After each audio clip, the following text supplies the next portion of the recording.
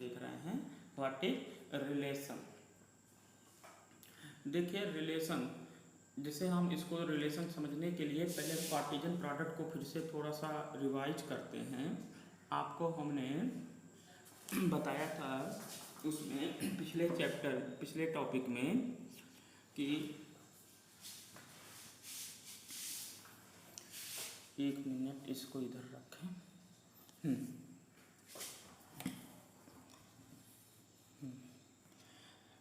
हमने आपको बताया था, याद करिए, कि लेट आपका कोई प्लेन है तो प्लेन में दो एक्सिस होता है, एक्स और वाई। और प्लेन में जो है एक्स वाई है तो इसमें प्लेन में दो लाइनें मतलब दो लाइनें, एक हॉरिजॉन्टल एक वर्टिकल हैं। इसके जो है प्रोडक्ट से बनता है, तो इस प्लेन को हम क्या बोलते हैं, एक्स क्रॉस वाई। ये भी एक क्या है, कार्टेशियन प्रोडक्ट है। तो एक्स वाई एक कार्टेशियन प्रोडक्ट है। और कार्टेशियन प्रोडक्ट में जो आपके पॉइंट्स बनते हैं इनको क्या बोलते हैं, एक्स वाई। मान लीजिए कोई पॉइंट है तो फर्स्ट यानी कि ये आपके ऑर्डर पेयर में होते हैं, ऑर्डर पेयर। देखिए ये एक्स वाई क्या है, ऑर्डर पेयर। ये पॉइंट्स जो हैं ऑर्डर पेयर में हैं। और एक्स किसको इंडिकेट करता है, फर्स्ट यानी एक्स एक्सिस के पार्ट कंपोनेंट को, वाई किसको इंडिकेट करता है, वाई एक्सिस के कंपोनेंट को। ये आप पढ़ते हैं सारे प्लेन के प्लेन में। X Y is a plane आप कहते हैं where X Y such that X is component of X axis and Y is component of Y axis. इसीलिए आप कहते हैं पॉइंट क्या, 1 2 नेवर इक्वल टू 2 1, क्योंकि 1 जो है हमेशा एक्स एक्सिस का कंपोनेंट एक अलग पॉइंट होगा और 2 1 जो होगा वो अलग पॉइंट होगा। बात समझ में आ रहा है। तो ये कभी इक्वल नहीं होते हैं। ये आपने ऑर्डर पेयर से कॉन्सेप्ट में है आपके। तो देखिए अब ये आप चीज़ आपको समझ में आ रही है। तो देखो एक चीज़ इसी को हमने आगे प्रोग्रेस करते हैं। प्रोग्रेस में ये ले रहे हैं कि अगर हमने डिफाइन कर दिया कि हमें वो पॉइंट्स लेने हैं कि जहाँ पे यक्स जो है कलेक्शन ऑफ ऑल पॉइंट्स, एक सेकेंड, collection of all points where x is always greater than or equal to Y. तो इसके मतलब क्या है, मैं कह रहा हूँ कि वो पॉइंट बताइए जहाँ पे x हमेशा y से ज़्यादा हो। तो अब जाहिर सी बात है कि इस प्लेन में ध्यान दीजिए बहुत सारे पॉइंट पड़ रहे हैं, लेकिन हमें अब केवल उन्हीं सेट ऑफ पॉइंट्स को लेना है जहाँ पे क्या है, x हमेशा y से ज़्यादा है। मीनिंग क्या है, अगर हम मतलब कौन से पॉइंट होंगे, जैसे हमने यहाँ पे पॉइंट ले लिया तो क्या होगा, इस पॉइंट को क्या बोलेंगे, मान लीजिए ये पॉइंट है 2 1, ये वाला लेंगे, लेकिन 1 2 को तो लेंगे नहीं। समझ में आ रहा है। ऐसे आप कौन कौन सा पॉइंट लेंगे। अब जैसे यहाँ पे एक पॉइंट है, मान लीजिए ए, सपोज ए है 4 3, तो हमेशा क्या होगा, 4 3 ऑलवेज ग्रेटर देन दिस, है ना। तो यानी कौन सी पॉइंट ले रहे हैं, हमने देखा एक लाइन हमने ड्रा कर दिया, क्या, y is equal to X, Y equal to X एक लाइन ड्रा कर दिया। तो हमेशा क्या है, वो पॉइंट लेना है जो हमेशा क्या है, यक्स की वैल्यू y से ज़्यादा है। तो मीनिंग क्या है, एक प्लेन को अब दो पार्ट में डाल दिया कि एक पार्ट हमारा क्या हो गया, इस डिफिनीशन को फुलफिल कर रहा है। तो क्या हो गया, ये आपका कार्टेशियन प्रोडक्ट जो आपका एक्स वाई बना था, इसका क्या है, सब पार्ट है। मतलब सारे अब पॉइंट हमें नहीं लेना है एक्स वाई के, यानी प्लेन के सारे पॉइंट नहीं लेने हैं, केवल कुछ पॉइंट पर लेना। कौन से पॉइंट लेना है, जहाँ पे एक्स हमेशा वाई से ज़्यादा हो। तो ये आपका एक रिस्ट्रिक्शंस हमने लिखा दिया। रिस्ट्रिक्शंस क्या लिखा दिया कि collection of all points where X is always greater than Y. तो आप इसमें क्या लेंगे, 2 1 तो ले सकते हैं, लेकिन 1 जो है इस डिफिनीशन के हिसाब से तो बिलोंग करेगा, लेकिन 1 2 इस डिफिनीशन के हिसाब से नहीं बिलोंग करेगा। समझे? तो ऐसे रिस्ट्रिक्शंस किसके हैं? इस कार्टेशियन प्रोडक्ट के हैं। तो इन्हीं के कलेक्शन को हम कहते हैं रिलेशन। तो रिलेशन जो हो गया, इसको हम डिफाइन करते हैं आर से। आर इज ए रिलेशन, जैसे इस रिलेशन को दिखा दिए, R is a relation. R क्या है? एक रिलेशन मान लीजिए हमारा है। R is a relation from X to Y, मतलब दो कंपोनेंट हमारे हैं एक्स और वाई में, X to Y which is subset of R cross Y. ये देखिए आर क्रॉस वाई का क्या है? सबसेट है। कैसे है? देखिए हमने एक रिस्ट्रिक्शंस जैसे एक ले लिया, इसी को हम रिलेशन कहेंगे। जैसे एक रिलेशन ले लिया, हमने इसे कहा कि यक्स वाई हमने डिफाइंड कर दिया such that X is always greater than Y. जैसे हमें ओ पॉइंट लेना है इस एक्सिस में, जिसमें क्या है आपका ओ पॉइंट्स लेने हैं कि जो पूरे प्लेन में क्या है, केवल जब ओ पॉइंट लेने हैं कि यक्स हमेशा वाई से ग्रेटर आर इक्वल टू है, where X belongs to X and Y belongs to capital Y. X belongs to X and Y belongs to capital Y. Okay, X belongs to X and Y belongs to capital Y. तो meaning ये आपका आ गया कि are जो है एक क्या हो गया आपस में, एक डिफिनीशन को, इस डिफिनीशन यानी कि अब पूरे एक्स वाई के प्लेन को लेना नहीं था, केवल कुछ पॉइंट्स को लेना था जो इस कंडीशन को फॉलो कर रहे हैं। तो इसी को, ये रिस्ट्रिक्शंस को हम कहते हैं रिलेशन। इसी को क्या बोलते हैं?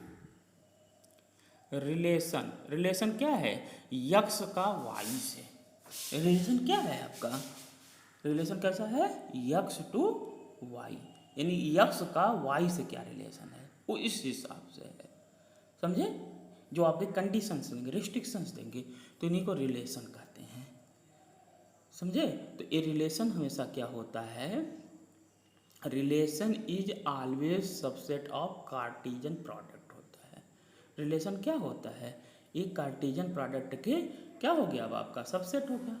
देखो यहाँ पे क्या थे, एक्स वाई में सारे पॉइंट्स आ रहे थे, लेकिन आपने एक रिस्ट्रिक्शंस लग गया, यानी कि कुछ पार्ट, पूरे पॉइंटों को ना लेके कुछ पार्ट को, यानी कुछ रीजन को लिए हैं जो इस कंडीशन को क्या कर रहा है? फॉलो कर रहा है। तो इसलिए हम इसको क्या कहते हैं? रिलेशन। और वो रिलेशन क्या है आपका?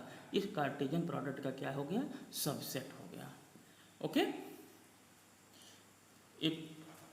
तो ये फर्स्ट आपका कंडीशन डिफिनीशन हो गया कि relation is the subset of Cartesian product. इसको थोड़ा और डिटेल में अब हम देखते हैं और एग्जांपल से। इसको मिटा देना, यस मिटा दें? समझ में आया? बोलो, रिप्लाई करो। Yes sir. ओके, मीनिंग क्या हो गया? रिलेशन जो है वो आपका क्या है? सबसेट ऑफ कार्टेशियन प्रोडक्ट है। अब आगे थोड़ा सा देखते हैं इसको और डिटेल में।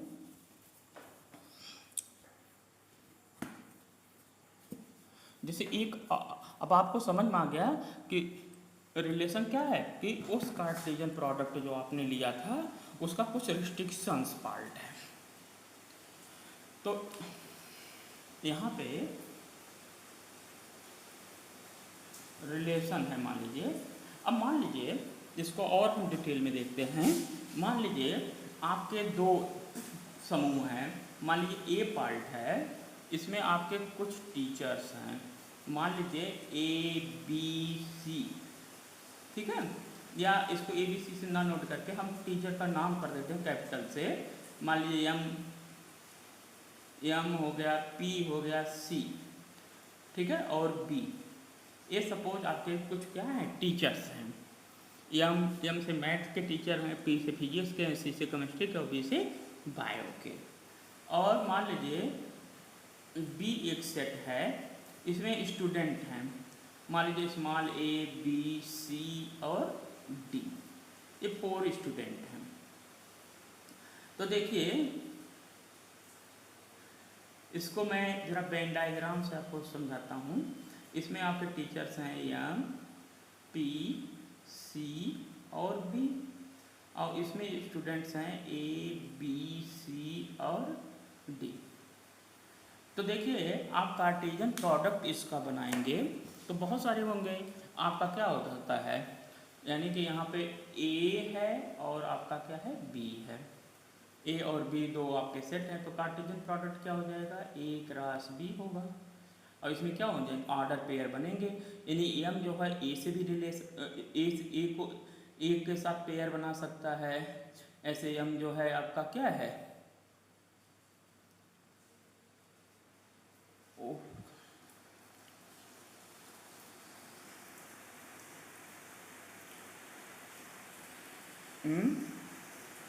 यस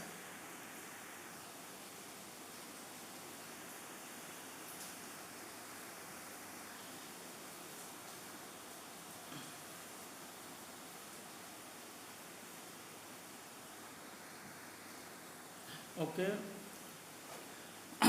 तो यम जो है ए के साथ हो सकता है, ऐसे आपका यम बी के साथ भी आपका कोरिलेट हो सकता है, एंड सो ऑन, ऐसे आपका क्या हो सकता है, पी लास्ट में डी के साथ हो सकते हैं कोरिलेट। और टोटल एलिमेंट जो होंगे आपके ए क्रॉस बी में कितने हो गए आप बताइए, तो आपको मिल जाएगा 4 क्रॉस 4 दैट इज 16 एलिमेंट, इतने एलिमेंट होंगे। कोई दिक्कत, ये तो आपको कार्टेशियन प्रोडक्ट के हिसाब से आ गया कि हर एलिमेंट जो है, यानी हर टीचर जो है बी मतलब हर स्टूडेंट के साथ क्या हो सकता है, एसोसिएट हो सकता है, जुड़ सकता है। लेकिन हमने एक डिफिनीशन दे दिया कि ए जो है ए का बी से हमने एक कनेक्टर कर दिया, इसी को हमने कर दिया आर से कनेक्ट है, एक रिलेशन आर। अब ऐसा जनरेट कर रहे हैं, जाहिर सी बात है, देखो अपनी क्लास में ही हर बच्चे को हर टीचर तो पढ़ा नहीं रहा है। जैसे मैथ के मान लीजिए, मैथ के केवल 2 ही बच्चे हैं, ठीक है, तो मैथ के किसके किसके साथ एसोसिएट होगा, बी और सी के साथ एसोसिएट हो सकता है। पी जो है सभी के साथ एसोसिएट होते हैं अपनी क्लास में, है ना, पी जो है सभी के साथ मान लो एसोसिएट हो गए। सी केवल सी और डी के साथ एसोसिएट हो गए, और ये क्या है, P C B, A B है लास्ट वाला, तो बी मान लीजिए केवल ए के साथ एसोसिएट है। तो ये देखिए, अब ध्यान दो कि हमारा क्या हो गया कि हमने एक रिलेशन, एक कनेक्टर बना दिया, कि कुछ रिस्ट्रिक्शंस लगा दिए।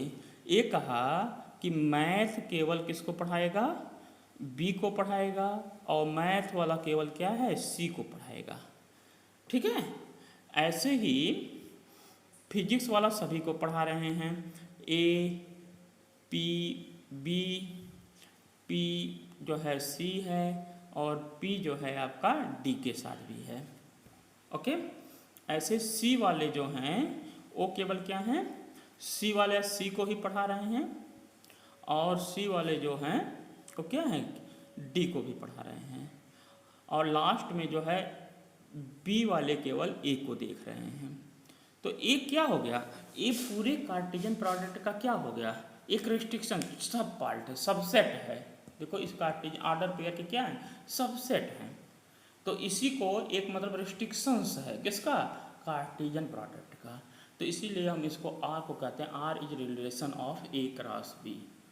आर जो हो गया ये क्या हो गया, is relation of A cross B, यानी आर जो है एक ए टू बी का रिलेशन हो गया, यानी कि R is subset of A cross B, और इसको हम रिप्रेजेंट करते हैं R is relation to A to B. बात समझ में, आर क्या हो गया, एक रिलेशन हो गया, आर को कहते हैं R is a relation from A to B, यानी कि इसको क्या हो गया, सेट ए को बी से एसोसिएट करता है। बात समझे, यस। तो मीनिंग क्या होगा, R is the subset of A cross B होता है, वेयर इसको कैसे रिप्रेजेंट किया, R such that A to B. अब इसको कैसे डिफाइंड करते हैं, उनको डिफिनीशन देख लो। तो लिखिए, इसको डिफिनीशन देखते हैं कैसे लिखेंगे, definition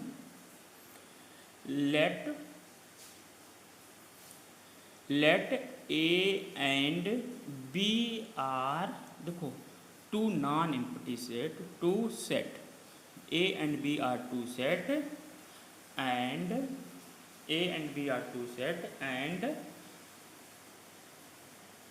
are is associate, R is associate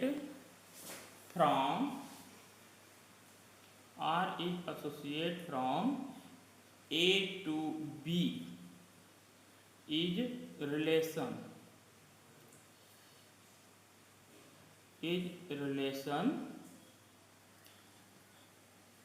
if order pair of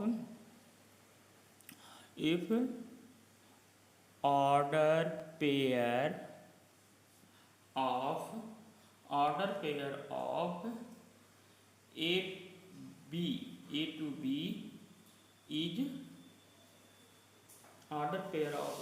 B is element of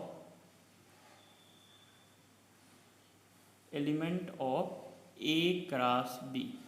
जो ऑर्डर पेयर बने वो किसका एलिमेंट हो जाए? A क्रॉस B का। मतलब that is R is subset of A cross B। R क्या हो जाएगा? A क्रॉस B का सबसेट हो जाएगा। तो A हो गया। तो इसको हम कैसे रिप्रेजेंट करते हैं? देखो इसमें जो है रिलेशन में एलिमेंट हुए, देखिए एम बी, तो एम बी क्या हो गया? ऑर्डर पेयर हो गया। ऑर्डर पेयर मतलब एम किसका एलिमेंट हो जाएगा? ए सेट का, यानी टीचर वाले सेट का, और बी किसका एलिमेंट हो जाएगा? स्टूडेंट वाले का। कोई भी एलिमेंट होगा तो वही ऑर्डर पेयर है। बस इसमें क्रॉस प्रोडक्ट से, कार्टेशियन प्रोडक्ट से केवल थोड़ा सा अंतर ये है कि ये क्या होते हैं, कुछ रिस्ट्रिक्शंस को फॉलो करते हैं। जैसे हमने कह दिया एक कंडीशन कि हम केवल इन्हीं को पढ़ाएंगे, पी इन्हीं को पढ़ाएंगे, सी इन्हीं को पढ़ाएंगे, बी जो है इन्हीं को पढ़ाएंगे। तो ये क्या है? पूरे कार्टेशियन प्रोडक्ट का क्या हो गया? एक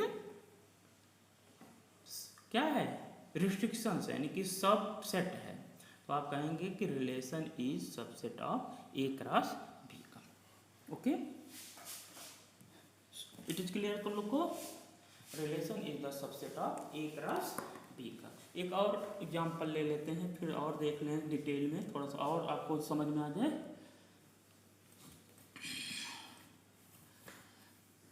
एक एग्जांपल और लेते हैं रिलेशन का। जैसे हमने ले लिया, सपोज कल से आप पढ़ रहे हैं, अब इसको हम ज़्यादा एक एग्जांपल मोर एग्जांपल, जैसे आपने पैंट का एग्जांपल लिया था। मान लीजिए आपके पास दो पैंट हैं, P1 एंड P2, और शर्ट हैं आपके पास तीन, S1 S2 S3। ठीक है। अब मान लीजिए आपके पास पैंटे भी आपके पास सपोज तीने पैंटे हैं, P1 P2 P3, और शर्टें भी तीन हैं, S1 S2 S3, और इन दोनों में एक रिलेशन बन रहा है, मान लीजिए R। तो हम कहेंगे अब R is a relation from, मान लीजिए पैंट का सेट P है, शर्ट का सेट क्या है आपका?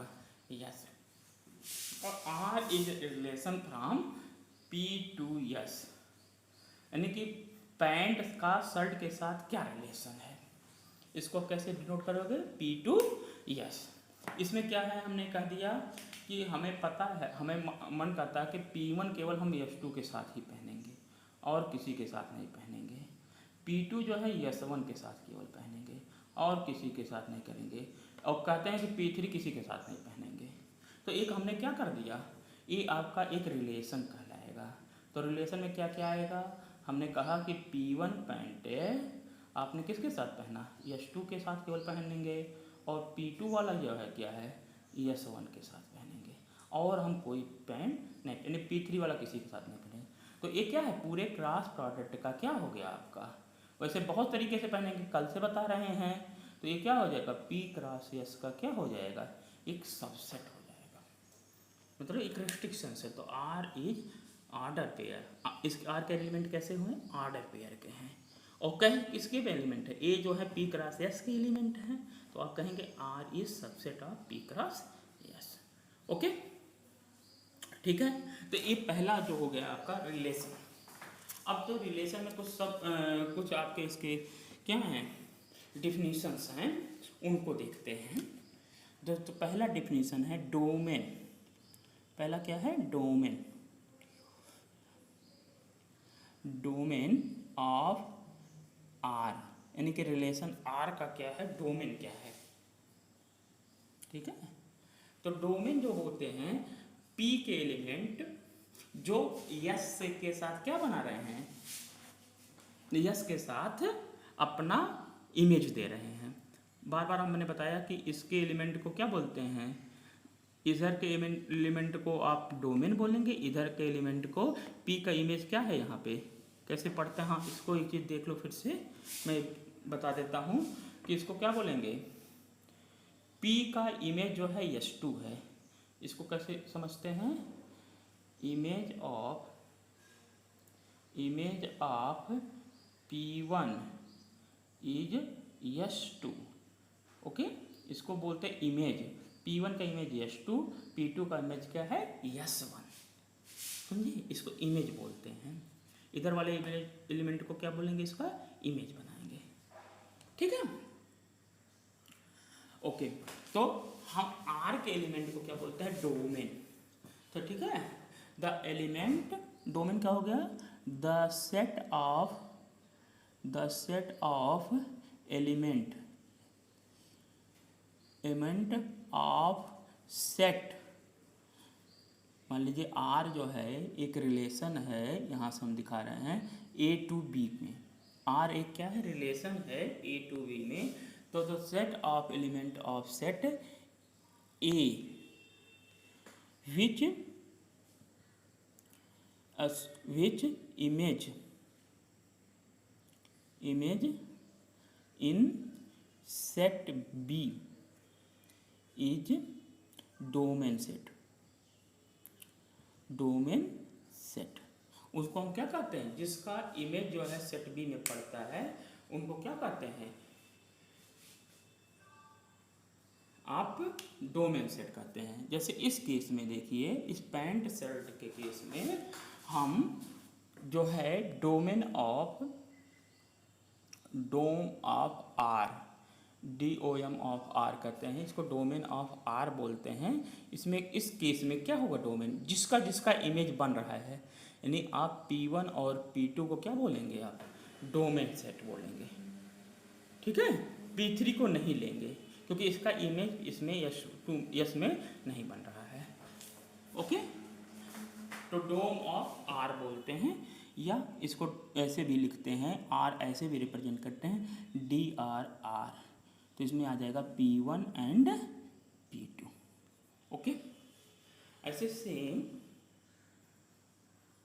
सेम जो है आपका इसमें सेट यस को, सेकंड वाले को, सेट बी को, इस सेट को जो है आप कोडोमेन बोलते हैं। इसको क्या बोलते हैं, codomain of R. Codomain of R को कहते हैं कि पूरे सेट बी को, ठीक है, the set B is codomain set. Codomain set यानी कि कोडोमेन सेट क्या हो गया, कोडोमेन सेट जो होगा, कोडोमेन ऑफ आर क्या हो जाएगा, पूरा सेट बी को, यानी सेट बी को पूरे को, चाहे इसका इमेज बने चाहे ना बने, उसको हम क्या बोल देते हैं, यहाँ पे आप बोलेंगे कोडोमेन। ओके, तो दो डिफिनीशन बताया। एक डोमेन क्या होता है, डोमेन वह एलिमेंट, वह सेट का एलिमेंट है जिसका आपका क्या बनता है, इमेज बनता है। तो इसमें कौन कौन सा इमेज बन रहा है, P1 का और P2 का। तो ये आपका क्या हो गया, डोमेन सेट। P3 नहीं आएगा। और कोडोमेन क्या होगा, पूरे यस सेट को आप क्या बोलेंगे, कोडोमेन बोलेंगे। एक और आता है रेंज, रेंज सेट। अगला आता है रेंज। तो रेंज यहाँ पे लिख देते हैं, इसको हटा देते हैं, ठीक है। रेंज, नेक्स्ट है रेंज, रेंज ऑफ आर। अगला है रेंज, रेंज ऑफ आर, यानी रिलेशन में रेंज क्या होता है। तो 3 इसके डिफिनीशन होते हैं। एक डोमेन हो गया, मान लीजिए अब ए आपका सेट हमने ए बी कर दिया ताकि आपको उसी के हिसाब से चलें, ठीक है। ए और B, R is a relation from A to B है, ओके। तो रेंज ऑफ आर क्या हो गया, तो image, the image set of B is range set, ठीक है। The image set in B is range set, range set. तो यहाँ पे कौन कौन से रेंज में आएगा, तो यहाँ पे इसको बोलते हैं range of R, range of R. इसमें आ जाएगा एलिमेंट, क्या आ जाएगा, S1 एंड S2, ठीक है। इसको ऐसे आर आर आर पे लिखते हैं, तो ये आ जाएगा S1 एंड S2, ओके।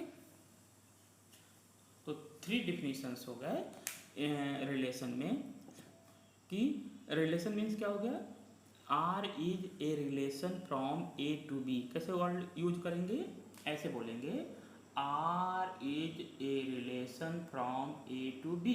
तो आर के एलिमेंट क्या होते हैं, ऑर्डर पेयर में होते हैं। पहला आपको समझ में आ गया, इसके एलिमेंट क्या होंगे, ऑर्डर पेयर में होते हैं, जो कार्टेशियन प्रोडक्ट के क्या है, सबसेट है।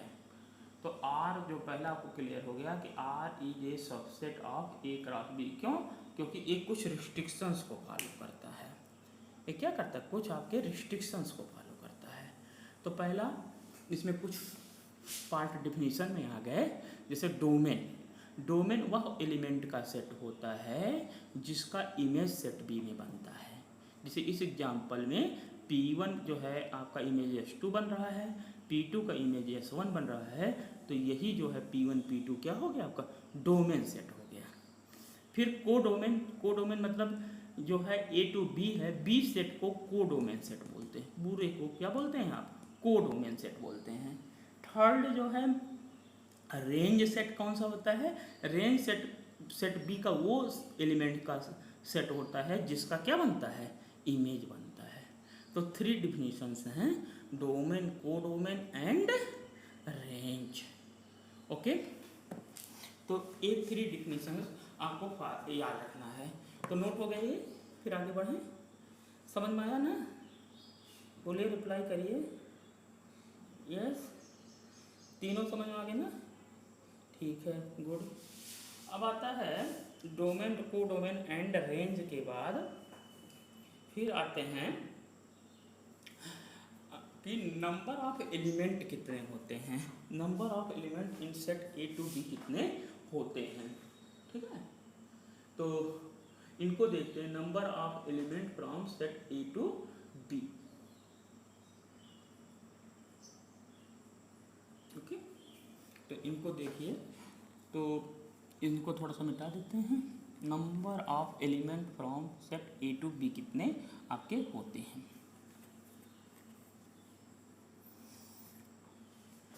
तो अब आप देखो ध्यान से,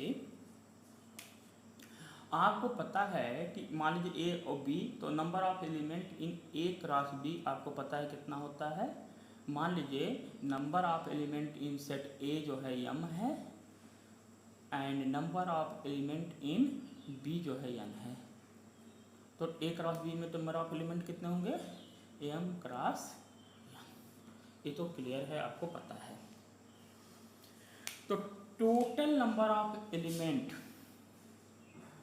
total number of element in, total number of relation, total number of relation from A to B कितने होंगे।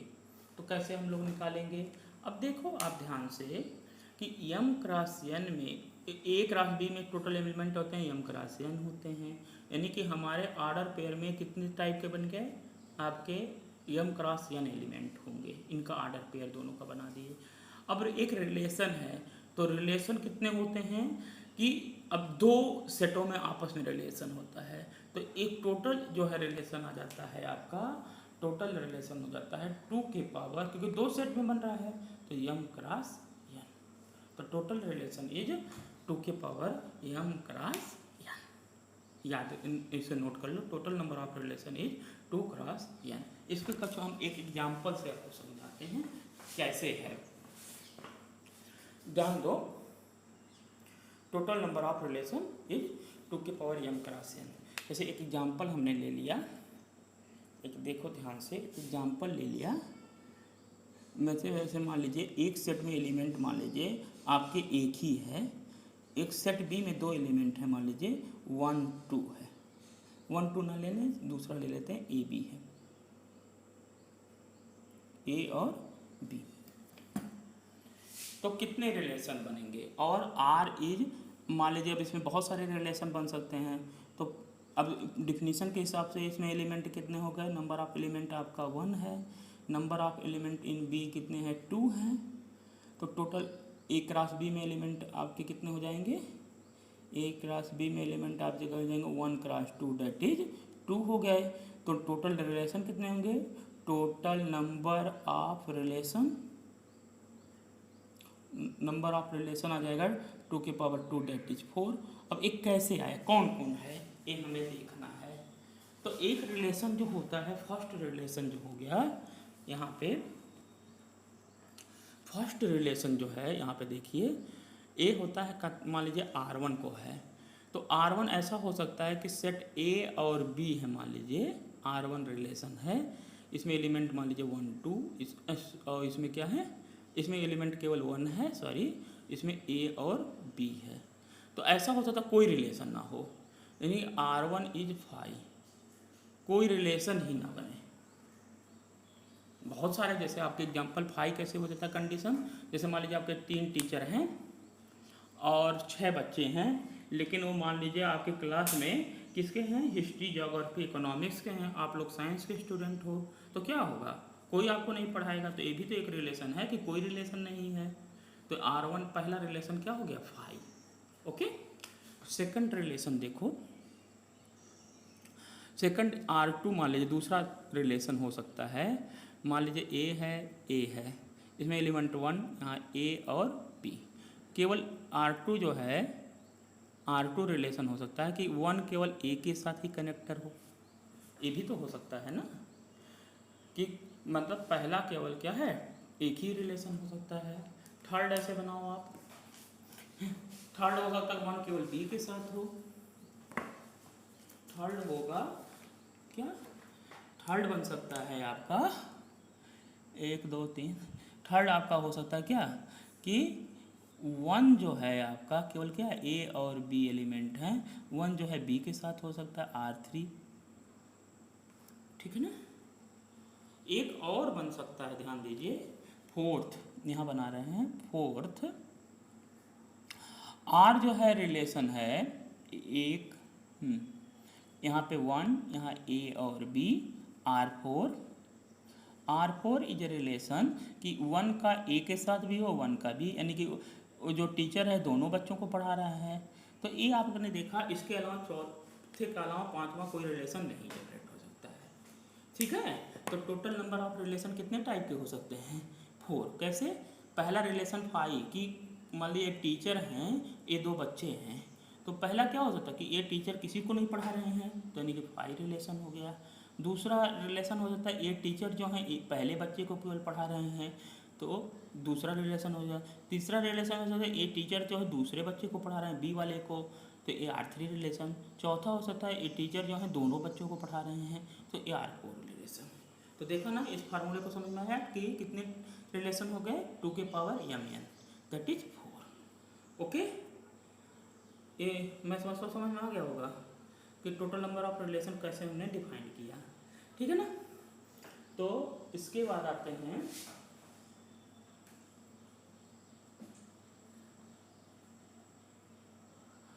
अगला है, मान लीजिए एक एग्जाम्पल नंबर 7 अपने बुक का देखिए। एग्जाम्पल नंबर 7, ये रिप्लाई नहीं आ रहा, मतलब तुम लोग हो सज्जाद?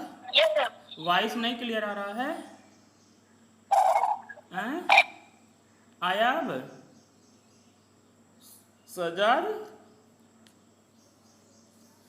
ओके ठीक है। तो इसके बाद एक आप लेते हैं क्वेश्चन नंबर 7 अपने बुक का देखिए, example number 7, example number 7।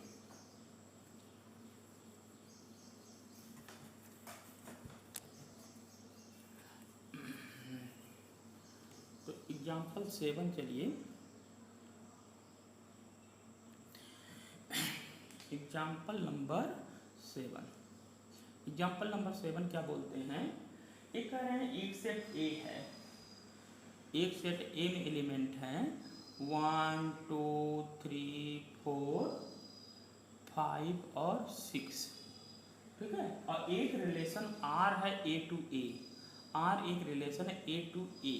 A to A means पहले आप समझिए कि ए कह रहे हैं कि एक रिलेशन है ए, मान लीजिए सेट ए है और दूसरा एक सेट रिलेशन इसी में आपस में ही रिलेशन है, ये आर रिलेशन है, यानी इसमें भी एलिमेंट 1 2 3 4 5 और 6 हैं, यहाँ भी एलिमेंट 1 2 3 4 5 और 6 है, समझे, ए टू ए।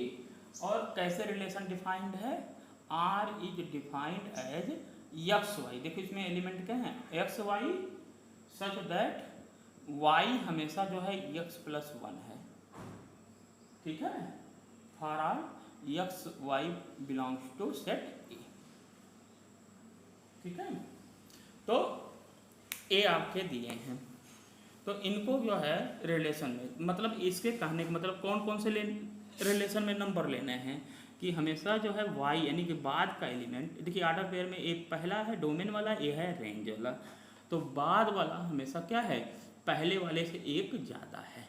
तो कौन कौन सा होगा, जैसे मान लिया हमने पहला यक्स, इसको यक्स माने इधर, यानी सेट ए को एलिमेंट को हम क्या ले लेंगे यक्स, और सेट दूसरे वाले को ले लेंगे एलिमेंट वाई का, बात समझ में आ रहा है ना। तो ये कह रहा है कि बाद वाला हमेशा पहले वाले से एक ज़्यादा है, तो 1 लेंगे तो 1 किसके साथ इमेज बनाएगा 2 के साथ, तभी तो होगा 1 का 2 के साथ, तभी तो होगा y बराबर क्या है x प्लस 1, गुड। 2 का किसके साथ इमेज बनेगा 3 के साथ, 3 का किसके साथ बनेगा 4 का, 4 का किसके साथ बनेगा 5 का, 5 का किसके बनेगा 6 का, और 6 के का नहीं बनेगा क्योंकि 6 का 7 इसमें है ही नहीं है, बात समझे। तो ये आपका रिलेशन हो गया। तो रिलेशन में कौन कौन से एलिमेंट आएंगे, 1 का 2 के साथ इमेज बनेगा इस डिफिनीशन के अनुसार। इस डिफिनीशन में क्या है बाद वाला एलिमेंट y, पहले वाला है x, ठीक है। तो यहाँ y हमेशा क्या है x से एक ज़्यादा, तो 1 2 2 3 3 4 4 5 एंड 5 और 6, लेकिन 6 का इमेज इसमें नहीं बनेगा, ओके।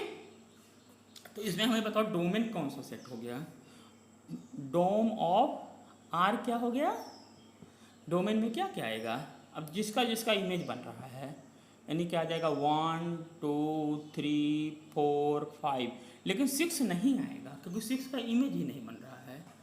और कोडोमेन में, कोडोमेन ऑफ आर में पूरा सेट ए आ जाएगा, यानी सेट ए मतलब 1 2 3 4 5 और 6। और रेंज में क्या आ जाएगा, रेंज ऑफ आर में जिसमें इमेज बन रहा है, तो 1 का इमेज किसी का नहीं बन रहा है, यानी कहाँ से 2 3 4 5 और 6 बनेगा, ठीक है ना। तो ये आपके कोडोमेन, रेंज और ये आ गए, ठीक है। तो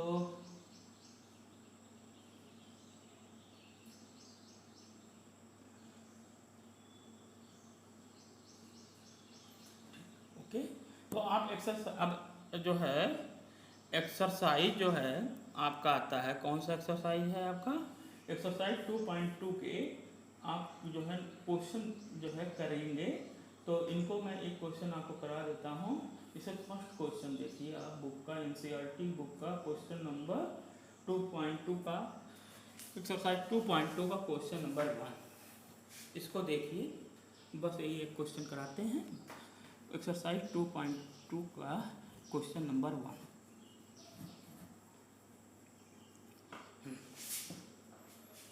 एक्सरसाइज 2.2 का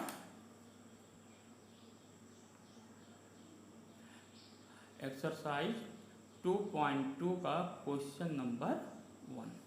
तो क्वेश्चन नंबर 1 है, सेट ए में एलिमेंट हैं आपके 1 2 3 से लेके कहाँ तक है 14 तक के एलिमेंट हैं, और एक आर एक रिलेशन है। सेम क्वेश्चन, आर एक रिलेशन है ए टू ए में ही, ठीक है। और इसमें रेंज कैसे डिफाइंड है, आर को कैसे डिफाइंड है, एक्स वाई, देखो ध्यान से कैसे लिखते हैं, x Y such that 3x is equal to y, ठीक है। 3x is equal to y for all x Y is element of set A. तो इसको लगाना है। तो बताइए आर में क्या आएगा, आर में कौन कौन से एलिमेंट आएंगे, वो एलिमेंट आएंगे जिसमें, यानी कि अब आप देखो इसको मैं फिर से पहले उसको उससे बताता हूँ वेन डायग्राम से। मान लीजिए ए आपका है, ए मान लीजिए ए टू ए में रिलेशन कौन सा लेना है आपको, ए टू ए में लेना है। मान लीजिए ए है, यहाँ भी ए है, एलिमेंट कौन से लेना है 1 2 3 4 5 6 7 8 9 10। मान लीजिए यहाँ पे ले लेते हैं एलिमेंट 11 और 12, कहाँ से लेना है, और 13 लेना है और 14 लेना है। ऐसे यहाँ पे में 1 2 3 4 5 7 8 9 10 11 12 13 और 14 है। तो कौन से लेना है, अब देखो यहाँ पे बताया, बार बार बता रहे हैं, पहला है x और दूसरा वाला क्या होता है y, और एक r का क्या हो गया रिलेशन। तो यहाँ पे x हमेशा क्या है, यानी बाद वाला हमेशा पहले का 3 गुना है ना। तो पहला 1 लेंगे तो दूसरा क्या हो जाएगा, 3 गुना मतलब 3 हो जाएगा। 2 लेंगे तो कौन सा हो जाएगा, 3 दूना 6 हो जाएगा, है। ऐसे 3 लेंगे तो 9 होगा, एंड 4 लेंगे तो क्या आ जाएगा 12 आ जाएगा, और 5 लेंगे तो 15 है ही नहीं है। तो रिलेशन में कौन कौन से आएंगे, रिलेशन में आपको दिखाई पड़ गया, रिलेशन में कौन कौन से एलिमेंट आ गए जो इस डिफिनीशन को फुलफिल करते हैं, यानी कि 1 का 3 से, 2 का 6 से, 3 का 9 से, 4 का 12 से, बाकी तो है नहीं, बाकी तो आपके इसमें नहीं आएंगे।